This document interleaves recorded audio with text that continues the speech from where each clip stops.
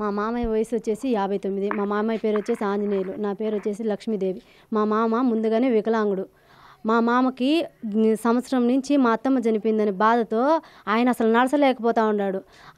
అప్పుడు కూడా సుమారుగా ఒక నెల కిందటి నుంచే కాల్లో ఇన్ఫెక్షన్ అవుతూ ఉంటే అప్పటికి వారం 10 రోజులుగా కూడా ముక్కవారిపల్లి హాస్పిటల్లో పోయి చూపించుకొని వస్తూనే ఉన్నాడు. ఆ పాపని చేసినాడనేది మాత్రం అబద్ధం. ఎందుకంటే ఆ పాప చేసినాడనేది వాళ్ళ నాన్న నోటితో చెప్తున్నాడు, కానీ ఆ పాప నోటితో చెప్పలేదు. ఇది ఎంక్వైరీ కూడా జరిగింది, సార్ వాళ్ళు ఎంక్వైరీ చేసినారు, కానీ ఆ పాప మా మీద కంప్లైంట్ ఇవ్వలేదు. ఓబులారి పోలీస్ స్టేషన్లో కంప్లైంట్ ఇవ్వలేదు. ఏమని చెప్పింది, సార్ వాళ్ళని బెదిరించి మా పాప జోలికి రావద్దని చెప్పండి సార్, అంతేను, ఇంక మీదట వాళ్ళకి మాకు మాటలు లేకుండా చేయండి సార్ అన్నాడు.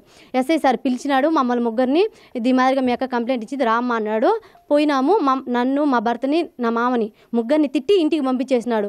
పంపించేసిన తర్వాత వాళ్ళతో పాటు మేము చేసినాం, వాళ్ళు అట్ట పోయినారు.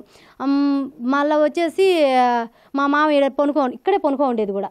ఎప్పుడు వాన రాని ఎండ రాని అసలు ఎవరైనా కొట్టుకోమని ఇక్కడే నలుగురు చూసే ఉండే ప్లేస్లోనే ఇక్కడే పనుకో ఉండేది. ఆ పాప మీద చేశాడు అన్నప్పటికీ ఆ పాప చెప్పలేదు కదా. మీరు ఇక్కడ తగిలిందని చెప్తున్నారు తప్ప ఆ మాదిరిగా చేసినాడని ఆ పాప చెప్పలేదు. సరే నీకు అనుమానం వచ్చింది, నన్ను వచ్చి అడగాలి కదా, ఏమి లక్ష్మి ఈ మాదిరి జరిగిందే, మీ మామని ఏ మాట అనలేదు, ఇంత ఎందుకు చేస్తున్నారు అని.